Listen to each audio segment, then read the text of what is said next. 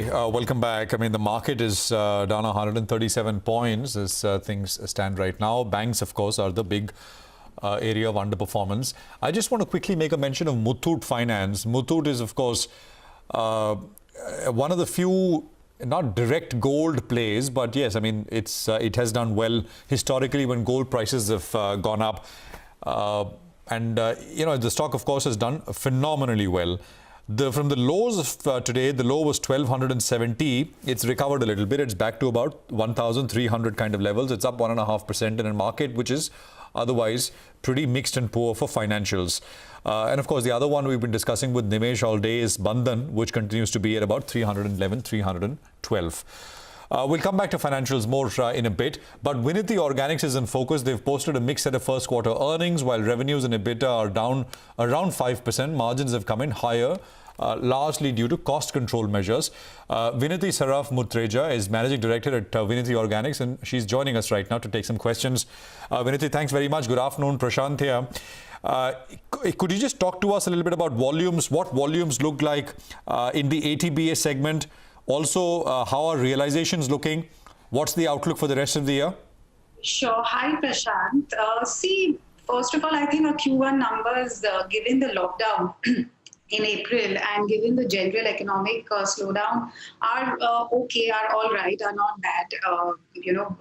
Just a 10% degrowth in revenues year on year, mostly because both our plants were shut down for 2 weeks. Demand has not been so bad in Q1. ATBS, yes, has been on a slowdown, primarily because it's used in oil and gas industry. That's one of its applications. But the IBB demand was strong in Q1. Pharma in general has been doing well, and so ibuprofen demand, I assume, was good in Q1. Now, going forward, we will see IBB demand slowing down because there was a lot of panic buying happening for ibuprofen in the ibuprofen industry in Q1. Q2, we expect ATBS demand to remain stable as in Q1. Not really expecting any uptake in Q2. Q3 onwards, our butyl phenols plant, which is under commissioning, should restart in full swing. So we will expect, we should see some growth coming in from Q3 onwards.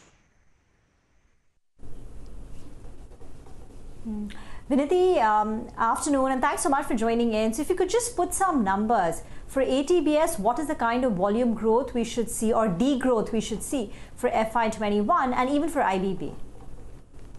See, IBB on the whole for this year will be higher than last year by, say, about 25-30%. And ATBS similarly will be lower by about 25-30%. So that sort of negates each other. And we will see some growth of maybe 5-10% coming from butyl phenols. On the whole, my expectation for FY21 would be, it will be more or less similar to FY20 in terms of revenue, PAT, EBITDA. So not much growth, but I don't expect a lot of degrowth either. You're talking about overall EBITDA for the company, which you're saying that should be at similar levels to FY20. That's right. Yes, that's right. Okay. What's happening on the IBB front? I mean, you said pharma is doing just fine, but is there higher pickup there? See, what's happening with a lot of pharmaceuticals is people were in a panic buying mode, especially our export customers. They were not sure because of the global lockdown situation in India. So there was some stock. There has been some stock build-up in IBB, as far as I know. So I see that demand stabilizing over Q2 and Q3. Now, having said that, generally ibuprofen is a very common fever reducer. As you might have read, demand for paracetamol has shot up because of COVID. And I do believe that ibuprofen is also seeing some increase in demand because of the overall global pandemic situation.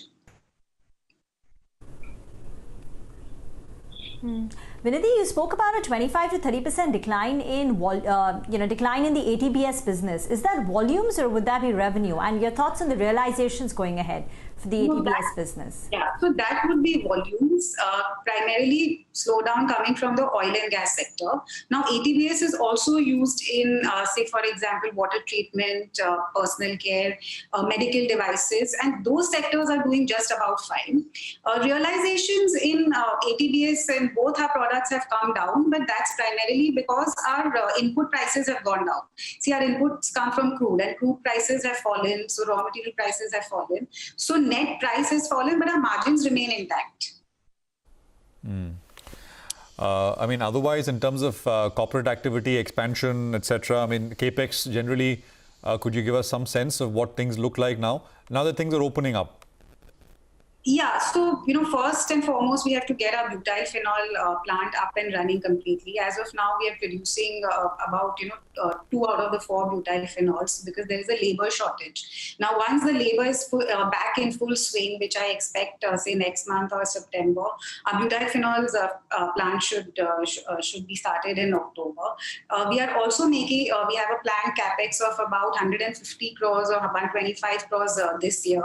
We are expanding our ATBS capacity because we're not just looking at the next 1 to 2 years. We do expect in the long run ATBS will pick up. We are getting into a couple of new products also, butyl phenols related products, as well as other smaller products, so which we are expanding our PTBBA capacity, which is used in sunscreens.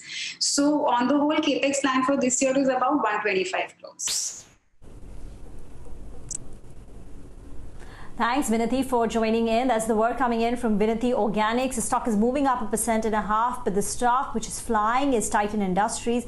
In the Motilal Oswal upgrade note to a buy on Titan Industries, they make a couple of points. One, they expect the company to be a beneficiary of a bunching up of the postponed wedding demand in the second half of the year. This is over and above the traditionally strong period that the December quarter is for wedding demand. And they also go on to say that Titan has historically done well when gold prices have gone up. So they go back to the period of 2008 to 2013 when gold prices went up by roughly 25% on an annual basis.